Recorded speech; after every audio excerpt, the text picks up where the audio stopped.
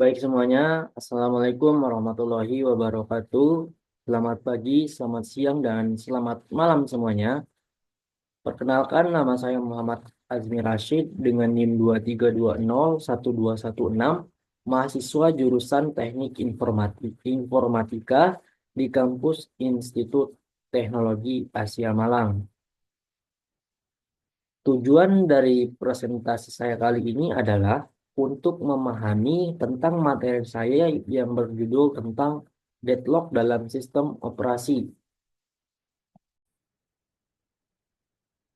Sebelum melanjutkan ke materi selanjutnya tentang deadlock, saya tidak lupa berterima kasih kepada teman-teman semua, khususnya kepada dosen pengampu saya, Bapak Muhammad Zainuddin, atas keluangan waktunya untuk memperhatikan dan melihat video saya tentang deadlock. Tanpa berlama-lama lagi, langsung saja kita mulai materi kita tentang deadlock.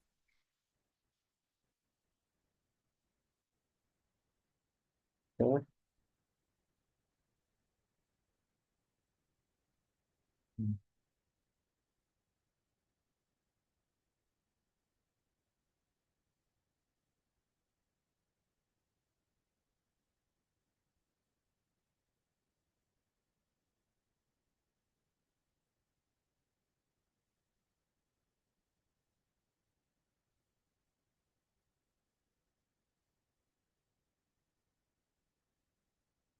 Nah, sebelum mulai ke pembahasan selanjutnya, saya ada definisi menarik tentang deadlock. Jadi, pernahkah kita mengalami macet total di sebuah jalan atau di jalan di mana kendaraan saling memblokir dan tidak ada yang bisa bergerak? Nah, itulah gambaran sederhana tentang deadlock, teman-teman. Jadi, kita mulai ke slide selanjutnya. Jadi, apa sih apa sih itu deadlock? Hmm. Apa sih itu deadlock? Jadi deadlock adalah status kebuntuan proses atau deadlock adalah status kebuntuan karena proses harus menunggu sumber daya yang sedang digunakan proses lain. Jadi dalam konteks sistem operasi, deadlock adalah situasi di mana proses tidak bisa melanjutkan karena saling menunggu sumber daya yang digunakan proses lain, teman-teman. Pentingnya memahami deadlock. Deadlock dapat menyebabkan sistem berhenti bekerja. Penting dalam pengelolaan sumber daya komputer. Jadi deadlock itu dapat membuat sistem berhenti total. Ini berarti pekerjaan kita bisa tertunda, performa sistem menurun, bahkan bisa terjadi kehilangan data. Nah, itulah sebabnya memahami deadlock sangat penting, terutama bagi kita yang berurusan dengan pengelolaan sumber daya komputer, teman-teman. Slide selanjutnya, ini adalah contoh kehidupan nyata pada deadlock, di mana situasi di jalan dengan kendaraan saling memblokir. Jadi bayangkan ada dua mobil yang saling menutup jalan, lalu menunggu giliran yang tidak pernah datang. Nah, atau dalam sistem operasi itu, proses A menunggu printer yang digunakan proses B. Sementara proses B menunggu file yang digunakan proses A. Nah, jadi dalam arti teman-teman itu adalah menunggu giliran yang tidak pernah datang. Jadi apa yang terjadi jika tidak ada yang menyerah? Coba apa yang terjadi jika tidak yang menyerah? Nah, pasti semuanya akan berhenti, teman-teman. Di slide selanjutnya yaitu ada konsep dasar tentang deadlock. Jadi deadlock terjadi ketika sekumpulan proses tidak dapat melanjutkan karena masing-masing menunggu sumber daya yang dipegang oleh proses lain. Jadi contoh satu ada proses A menunggu sumber daya yang dipegang proses B. Sementara proses B menunggu sumber daya yang dipegang proses A. Nah, jadi saling menunggu teman-teman. Ada contoh dua, proses X menunggu akses database yang sedang digunakan proses Y. Sementara proses Y menunggu file yang dipegang oleh proses X. Jadi saling-saling menunggu teman-teman. Selanjutnya ada kondisi terjadinya deadlock. Yang pertama itu ada mutual eksklusif, di mana hanya ada proses yang dapat menggunakan sumber daya. Jadi sumber daya hanya bisa digunakan oleh satu proses pada satu waktu, teman-teman.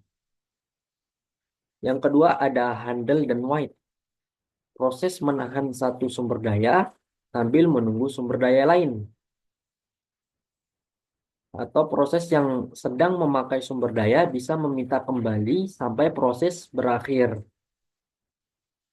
Yang ketiga ada no preemptive. Untuk mendapatkan sumber daya harus melepaskan dulu proses yang menjadi beban. Jadi sumber daya yang tidak bisa diambil paksa dari proses lain. Yang keempat ada circular wait. Kondisi menunggu berantai, proses membutuhkan sumber daya sebelum untuk melanjutkan. Nah, ini seperti lingkaran, teman-teman.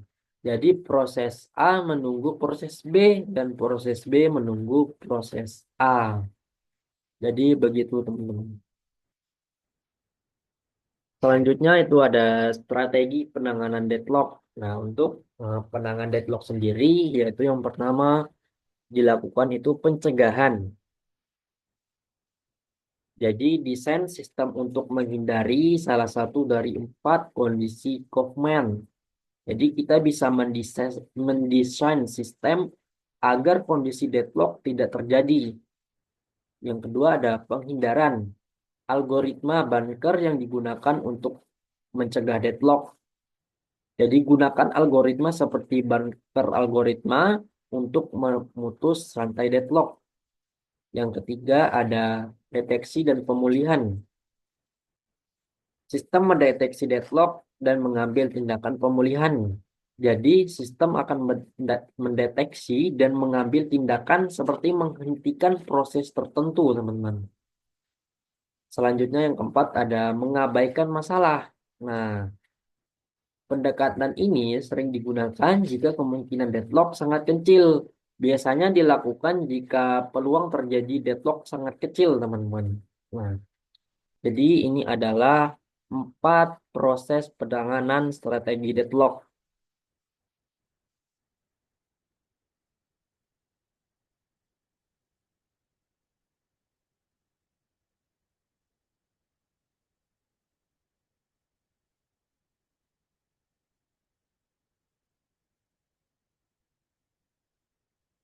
Selanjutnya yaitu contoh kasus tentang deadlock. Hmm,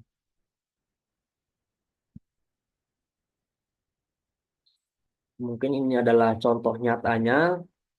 Yang pertama itu printer dan file system. Proses A menunggu printer, sementara proses B menunggu akses ke file yang dipegang oleh proses A. Yang kedua itu sistem transaksi. Proses X menunggu akses ke database yang digunakan proses Y. Sementara proses Y menunggu sumber daya memori yang dipegang proses X.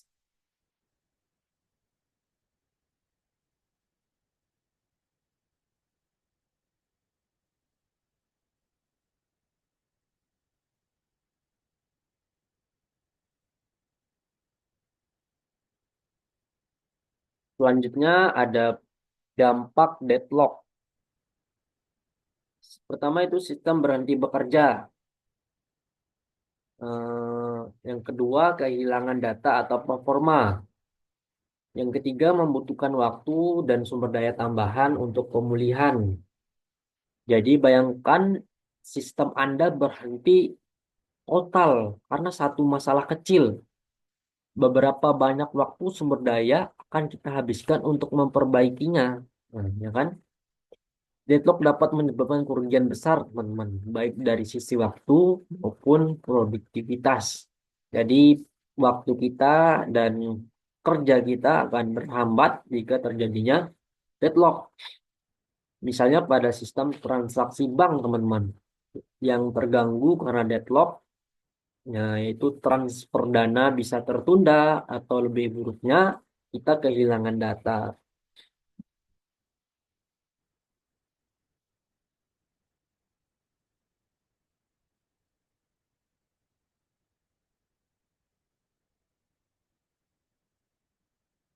Selanjutnya, slide terakhir, teman-teman.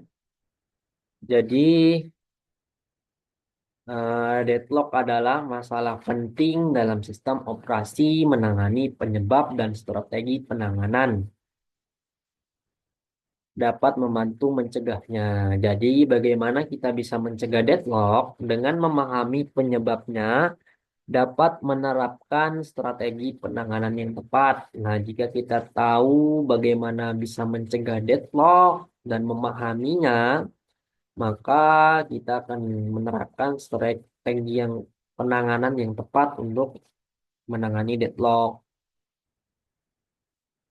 Deadlock adalah tantangan besar, tapi dengan perencanaan yang baik, kita bisa mencegah dampaknya pada sistem operasi. Baik, teman-teman, mungkin itu adalah presentasi dari saya. Saya mohon maaf yang sebesar-besarnya jika banyak kesalahan, kekurangan dalam presentasi saya. Dan terakhir, teruntuk Bapak dosen Muhammad Zain, terima kasih. Mungkin ini adalah pertemuan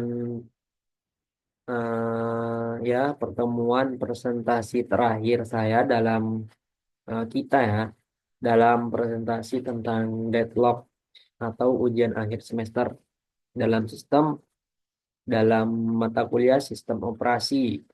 Baik, semoga Bapak sehat selalu, lancar rezekinya, diberikan umur panjang yang barokah, bisa mendidik anak bangsa menjadi generasi emas. Amin ya rabbal alamin. Mungkin cukup sekian presentasi dari saya. Banyak kurang lebihnya, saya mohon yang sebesar-besarnya. Saya Muhammad Azmi Rashid.